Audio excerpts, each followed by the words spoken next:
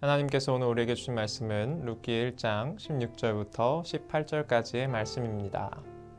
룻이 이르되 내게 어머니를 떠나며 어머니를 따르지 말고 돌아가라 강권하지 마옵소서. 어머니께서 가시는 곳에 나도 가고 어머니께서 머무시는 곳에 나도 머물겠나이다. 어머니의 백성이 나의 백성이 되고 어머니의 하나님이 나의 하나님이 되시리니 어머니께서 죽으시는 곳에서 나도 죽어 거기 묻힐 것이라.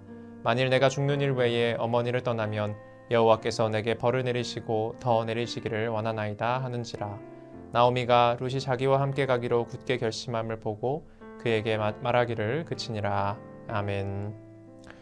룻기는 효심 깊은 자부 룻을 통해 들려주는 교훈적 이야기만은 아닙니다. 룻기는 사실 하나님께서 나오미의 비어버린 인생을 룻과 보아스를 통해 채우시는 이야기입니다. 이야기의 시작에서 나오미의 인생에 두 가지 문제가 나옵니다. 첫째는 흉년, 즉 양식이 없는 것이고, 둘째는 남편과 아들이 모두 죽었다는 것입니다. 그 비어버린 인생을 하나님은 어떻게 채우실까요?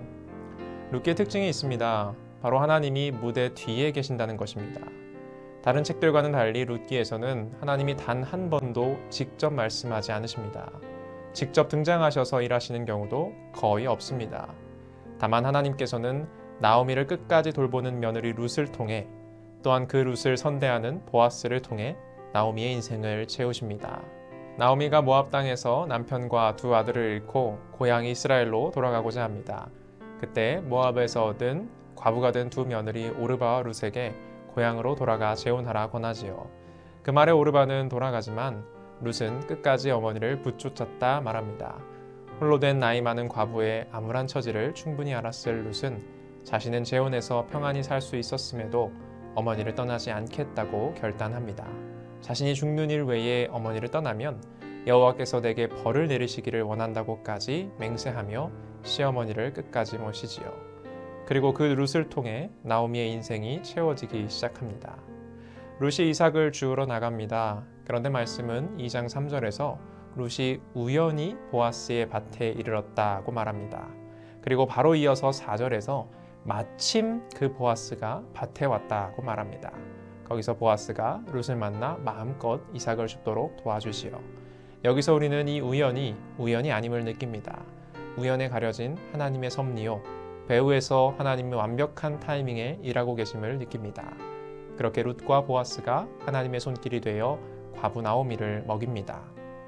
이 섭리 가운데 룻과 보아스가 만났을 때 보아스는 룻에게 이렇게 축복합니다. 이스라엘의 하나님 여호와께서 그의 날개 아래에 보호를 받으러 온 내게 온전한 상 주시기를 원하노라. 재미있게도 잠시 뒤 룻이 보아스에게 자신을 아내로 삼을 것을 요청할 때 같은 단어를 선택합니다. 3장 9절에서 룻은 당신의 옷자락을 펴 당신의 여종을 덮으소서라고 말합니다. 여기서 옷자락으로 번역된 단어가 사실 날개와 같은 단어입니다. 하나님의 날개 아래에 보호를 받기 원한다는 축복의 말씀이 보아스가 하나님의 날개가 되어 룻을 덮어줌으로 이루어집니다. 결국 둘이 결혼하여 나오미의 가정에 잃어버렸던 아들이 태어납니다. 이렇게 하나님은 배후에서 일하시며 사람을 통해 나오미의 비어버린 인생을 풍족히 채워주십니다.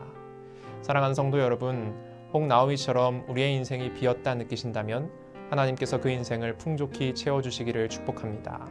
우리에게도 하나님의 손길과 날개가 되는 룻과 보아스를 예비하신 줄 믿습니다. 혹 지금 하나님께서 일하고 계시지 않은 것처럼 보일지라도 분명히 주님은 무대 뒤에서 은밀히 하지만 완벽한 계획으로 일하고 계심을 믿으시기 바랍니다. 또한 우리도 하나님의 손길이요 날개가 되어 나오미처럼 비어버린 누군가의 인생에 룻이요 보아스가 되어주기를 축복합니다. 함께 기도하겠습니다. 우리의 인생을 채우시는 하나님, 우리에게도 룻과 보아스를 예비하사 비어버린 인생을 풍족히 채워 주옵소서.